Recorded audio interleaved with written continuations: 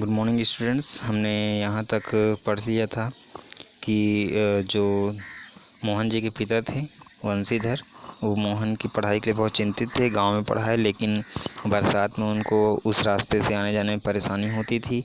उनके एक रिलेटिव से मुलाकात हुआ जिनका नाम रमेश था, वह शहर में रहता था। अब वो मोहन को पढ़ाने के लिए तैयार हो गया और वो मोहन को शहर भेज देते हैं। अब देखिए आगे, वंशीधर को जैसे रमेश के रूप में साक्षात भगवान मिल गए हों, उनकी आंखों में पानी छलछलाने लगा। खुशी के भरे गले से वे केवल इतना ही कह पाए कि बिरादरी का यही सहारा होता है, मतलब अपने लोग ऐसे ही काम आते हैं। छुट्टियां शेष होने पर रमेश वापस लौटा तो माँ बाप और अपनी गांव की दुनिया से बिछुड़कर सहमा सहमा सा मोहन भी उसके साथ लखनऊ चला गया। उसके बाद रमेश से मोहन को अपने घर ले गया, लखनऊ ले गया। अब मोहन की ज़िंदगी का एक नया अध्याय शुरू हुआ। नया अध्याय शुरू हुआ का तात्पर्य ये है कि मोहन के अब नए जीवन की शुरुआत हुई। मतलब वह अभी तक गांव में रहता था, गांव के माहौल में जीता था, जितना सीखा उससे अलग वह उसको एक नया माहौल मिला और वह नए रूप में उसको नए तरीके से ढलना था। घर की दोनों महिलाएं, जिन्हें वह चाची और भाभी कह पुकारता था, का हाथ बटाने के अलावा धीरे धीरे वह मोहल्ले की सभी चाचियों और भाभियों के लिए कामकाज में हाथ बटाने का साधन बन गए। वह लखनऊ में रहता था, लखनऊ की में उनकी चाची और भाभी रहती थी। इसके अलावा भी मोहल्ले में जितने भी लोग रहते थे, वह उनका एक काम करने का, मतलब बाज़ार से सामान मंगाने के एक साधन बन गया। मतलब वह एक प्यारा बच्चा था।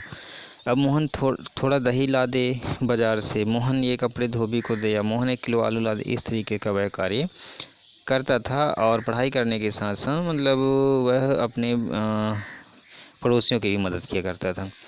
औसत दफ्तरी बड़े बाबू की हैसियत वाले रमेश के लिए मोहन को अपना भाई बिरादर बतलाना अपने सम्मान के विरुद्ध जान पड़ता था। अब मोहन जो था गरीब का बच्चा था। रमेश अपने बिरादरी वालों में या फिर ऑफिस में उसको अपना रिश्तेदार ना बता करके उसे घरेलू नौकर से अधिक हैसियत नहीं देते, उसको घरेलू नौकर कहता था।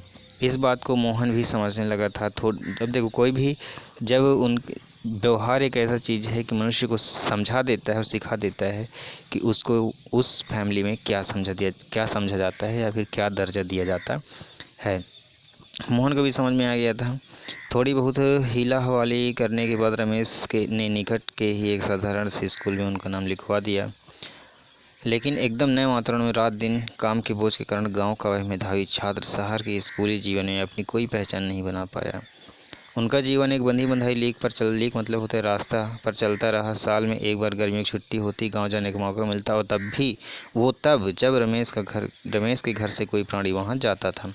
उन छुट्टियों को भी अगले दर्जे की तैयारी के लिए उनके नाम पर शहर में ही गुजार देना पड़ता था।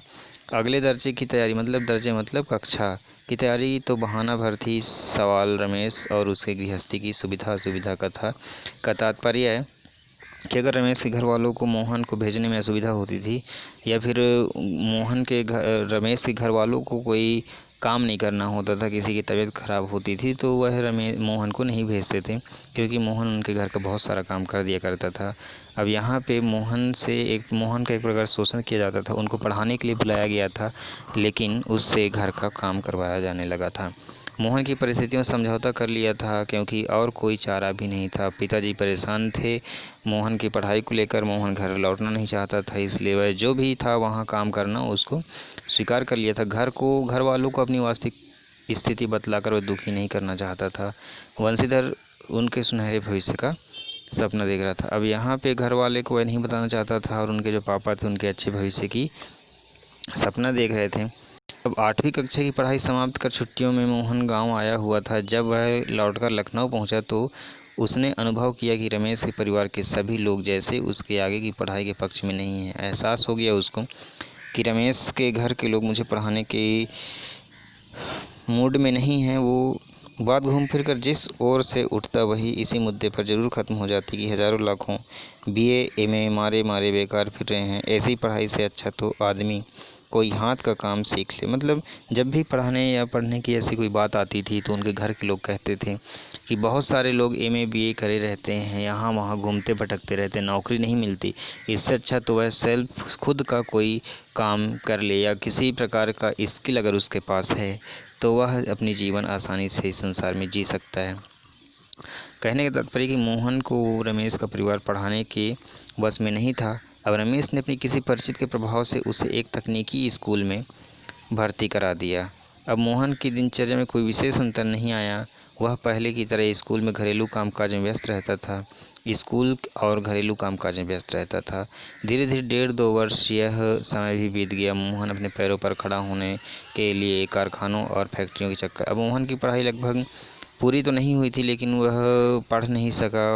रमेश के परिवार का जो सोच था वह उसको पढ़ाने का नहीं था, नहीं पढ़ सका। कुछ 1-2 क्लास आगे पढ़ा, उसके बाद फैक्ट्री कारखाने के चक्कर लगाने लगा ताकि उसको भी पैसे मिले और वह अपने परिवार का भरण पोषण कर सके।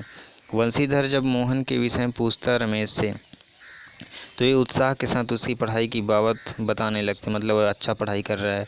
अब यहाँ वंशीधर मन ही मन उसको विश्वास था कि वह एक दिन बड़ा अफसर बनकर लौटेगा, लेकिन जब उसने वास्तविकता का ज्ञान हुआ तो ना सिर्फ गहरा दुख बल्कि लोगों को अपना स्वप्न भंग की जानकारी देने का साहस भी नहीं जुटा पाया।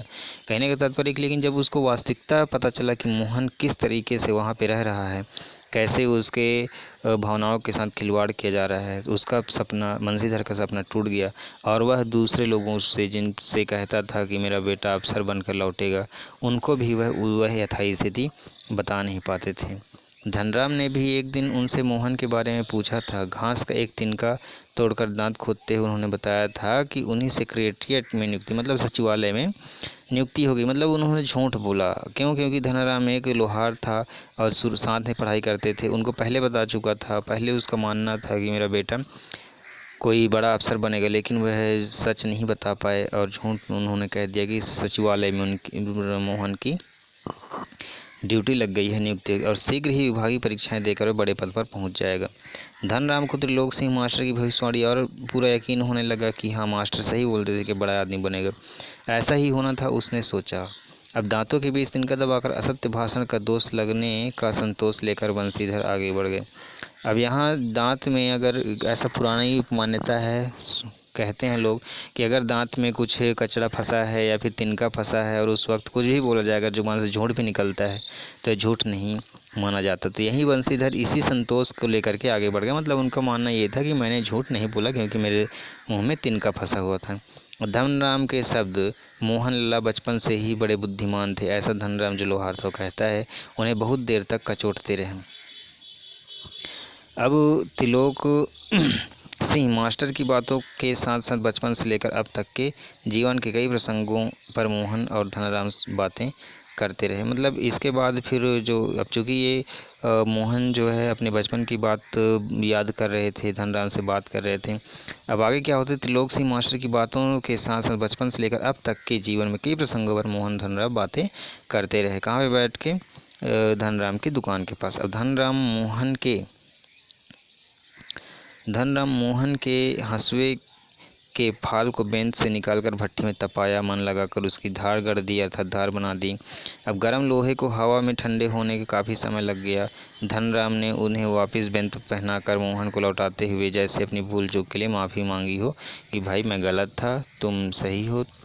अब यहाँ पे देखिए ये कि इससे पहले वो कहाँ, मतलब अपने बचपन के दिनों को सोच रहे थे और मोहन जो है अपने हंसुए सुधरवाने के लिए धनराम के पास गया था।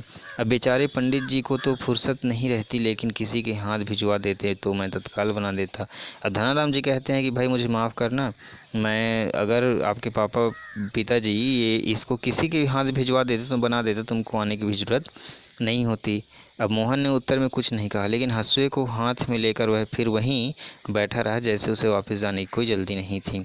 लेकिन यहाँ पे धनराम के पास बैठना उसे अच्छा लगा, अपनी पुरानी याद बीती बताना उसको अच्छा लगा और मोहन उस जगह को छोड़कर नहीं जाना चाहता था, जबकि उसका काम हो गया था। अब ऐसा लगा मानो उसका वहाँ पे मन बहल रहा हो और उसे घर, माना उसका वहाँ पे मोहन ने उत्तर में कुछ नहीं कहा और हंसुए को लेकर फिर वहीं बैठा रहा जैसे कि उसको घर जाने की कोई भी जल्दबाजी नहीं है। मतलब उसको वहाँ पे सुकून मिल रहा था। अब सामान्य तौर से ब्राह्मण टोले के लोगों का शिल्पकार टोले में उठना बैठना नहीं होता। कहने का तात्पर्य कि बड़े लोगों का छोटे लोगों से उठना बैठना नहीं होते किसी कामकाज के सिलसिले में यदि शिल्पकार टोले में आना ही पड़ा तो खड़े खड़े बातचीत करके निपटा लिया जाता है। ब्राह्मण टोले के लोगों को बैठने के लिए कहना भी उनके मर्यादा के विरुद्ध समझा जाता है। मतलब ब्राह्मणों को एक ऊंचा दर्जा दिया जाता है और ऊंचे दर्जे के लोगों को बैठाने के लिए व्यवस्था की कमी होती है, इसलिए उनको बैठने के लिए भी अगर कहा जाए तो गरीबों के गरीब अगर उनको बैठने के लिए भी कहते हैं शिल्पकार लोग, तो ये उनके ऊंचे दर्जे के लोगों के शान के खिलाफ होता है। पिछले कुछ वर्षों से शहर में जा रहने के बावजूद मोहन गांव की इन मान्यताओं से अपरिचित हो। ऐसा संभव नहीं था। धनराम ऐसा सोच रहे थे, मन ही मन सोच रहे थे कि ये मेरे यहाँ आके बैठा है, पीढ़ा में आके बैठ गया है और मैं ब्राह्मणों को कैसे बैठने के लिए कहता, मतलब अच्छे से व्यवस्था नहीं दे पाता। तो धनराम को लगा कि शायद मोहन यहाँ की परंपराओं को भूल गया है। अब लेकिन प्रकट में उसने कुछ नहीं कहा और अपना काम कर, लेकिन फिर भी धनराम चुप था, अपना काम करता रहा। लोहे की एक मोटी सी छड़ भट्टी में गलाकर धनराम गोलाई से मोड़ने की कोशिश कर रहा था। अब एक हाथ में संडासी पकड़कर, मतलब एक हाथ में जो हवा तेज करता है उसको पकड़कर दूसरे हाथ में हथौड़े की चोट मारता, तो निहाई पर ठीक ठाक सिरा ना फंसने कर लोहा उचित ढंग से मुड़ नहीं पा रहा था। निहाई मतलब जो लोहा पीटने का, जिस पर रखकर लोहा को पीटा जाता है, तो सही ढंग से उसके सिरा में, लोहे के सिरे में वो ठोंक नहीं पड़ता था और लोहा मुड़ नहीं पाता था। अब मोहन कुछ देर तक उसे काम करते हुए देखता रहा। फिर जैसे ही अपना संकोच त्याग कर उसने दूसरी पकड़ से लोहे को स्थिर कर लिया और धनराम के हाथ से हथौड़ा लेकर नपी-तुली चोट मारते अभ्यस्त हाथों से धौंकनी फूंककर लोहे को दोबारा भट्टी में गर्म करते और फिर निहाई पर रखकर उसे ठोकते पीटते सुघड़ गोल रूप दे डाला। अब जब वह मोहन देखा कि यह इससे एक हाथ में ऐसा वह संसी को पकड़ा है, मतलब दोनों लोहे को पकड़ने वाला जो एक औजार होता है उसको पकड़ा है और एक हाथ में हथौड़ा मार रहा है, इससे बन नहीं रहा है। तब फिर जो मोहन था उसने इसका भार संभाला और उस लोहे को उसने गोलाई का रूप दे डाला। मोहन का हस्तक्षेप इतनी फुर्ती और आकस्मिक ढंग से हुआ कि धनराम को चूक का मौका ही नहीं मिला। वह अवाक मोहन की ओर देखता रहा। अब कहने का तात्पर्य कि मोहन ने उस लोहे को इतना सुंदर रूप दे दिया कि धनराम सोच में पड़ गया कि यह कभी लोहे का काम किया नहीं है, लेकिन इससे इतना सुंदर यह मोड़ कैसे बन गया। अब यहाँ पे ये कहा जा सकता है कि मोहन जो है पंडित था, बड़े घराने का था, ऊंचे दर्जे की इज्जत थी उनको, लेकिन वह लखनऊ में रह कर के शिल्पकारी करता था और लोहे का काम करने में, लोहार का काम करने में उसको सिद्धहस्त थी। ठीक बच्चों, आगे देखते हैं हम। अब तो है देखते रहा, उसे उसकी कारीगरी पर उतना असर नहीं हुआ जितना पुरोहित खानदान के एक युवक की तरह के काम में उसकी भट्ठी पर बैठकर हाथ डालने पर हुआ था। वह अब यहाँ पे मोहन को इतना आश्चर्य इसलिए नहीं हुआ कि वह लोहे को मोड़ डाला, बल्कि उसको आश्चर्य इसलिए हुआ कि वह पंडित घराने का है, ऊंचे दर्जे का है और वह इस तरीके से इस काम को बिना किसी गलती के कर डाला। अब धनाराम की संकोच, असमंजस और धर्म संकट की स्थिति से उदासीन मोहन अपने लोहे की छल्ले त्रुटिहीन गोलाई को देखता रहा। त्रुटिहीन गोलाई मतलब, त्रुटिहीन गोलाई का तात्पर्य होता है कि जिसमें कोई गलती ना हो, उस गोलाई को जांच रहा था। उसमें धनराम की ओर अपनी कारीगरी की स्वीकृति पाने की मुद्रा में देखा। अब धनराम की ओर ऐसे देखा जैसे कि धनराम बोले कि तुमने एकदम सही काम किया है। उसकी आंखों में एक सर्जक की चमक थी। सर्जक की चमक मतलब वह पारखी चमक, मानो कि उसने पूरी तरीके से उस कार्य को एकदम से सिद्ध कर दिया, जिसने ना स्पर्धा थी और ना किसी प्रकार की हार जीत का भाव। लेकिन मोहन यह काम को कर दिया था, लेकिन उसके मन में जरा सा भी यह नहीं था कि मैं ब्राह्मण होते भी इस कार्य को कर डाला।